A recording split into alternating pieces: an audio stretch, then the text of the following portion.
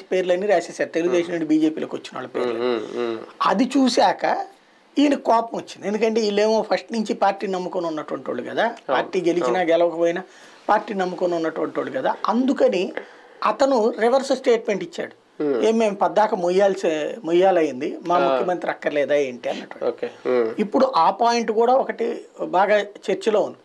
Power sharing కూడా compulsory అన్నారు, ఒక ఏడాది పవన్ కళ్యాణ్కి ఒక ఏడాది బీజేపీకి కూడా అని అన్నటువంటి. మేబీ ఆ విషయంలో ఏమన్నా వెనక్కి తగ్గుతారేమో చూడాలి. నిజంగా దానికి ఒప్పుకుంటే అది పెద్ద మిరాకిల్ అవుతుంది ఆంధ్రప్రదేశ్ రాజకీయాల్లో. బాబు గారు దానికి ఒప్పుకుంటే నిజంగా అటువంటి జరిగితే టీడీపీలో ఎటువంటి తిరుగుబాటు రాదా?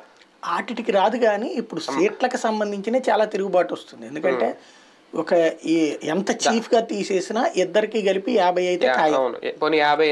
ఇద్దరికి 50 ఖాయం అంటేనే 50 మంది ఇప్పటిదాకా 54 వేసుకోవాలి.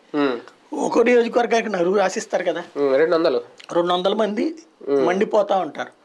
పార్లమెంటు 10 వేసుకోండి ఇద్దరికి కలిపి, 8 వేసుకోండి, పోనీ 8 3 ఆశిస్తారు, 24. అందులో కూడా ఎస్పెషల్లీ బీజేపీ అడిగేటువంటి విశాఖపట్నము, విజయవాడ, రాజమండ్రి, కాకినాడ ఇట్లాంటివి అడిగితే, తిరుపతి ఇట్లాంటివి అడిగితే వీళ్ళకి బలమైనటువంటి అభ్యర్థులు ఉన్న చోట్లు. కానీ ఆ మంట వెంటనే కూలైపోద్దా, లేదంటే రేపొద్దున పొత్తు ఓకే అయిన తర్వాత వీళ్ళు ఎవరో సహకరించకపోతే ఇంకెంత కష్టపడి పొత్తు పెట్టుకుని ఏదో వ్రతం చేసిన ఫలితం దక్కలేదు అన్నట్టు అయిపోద్ది? అంటే ప్రాక్టికల్గా ఏంటంటే ఇవాళ వీళ్ళ పొత్తు వలన ఓట్ ట్రాన్స్ఫర్ అవుతుంది 100కి 100% అనుకోవడం నేనైతే నమ్మట్లా. ఇంకా అలాంటి పొత్తు వేస్ట్ కదా, ఓట్ ట్రాన్స్ఫర్ అనుకోవట్లేదు కదా, అవుతుందని వాళ్ళు ఎక్స్పెక్ట్ చేస్తున్నారు.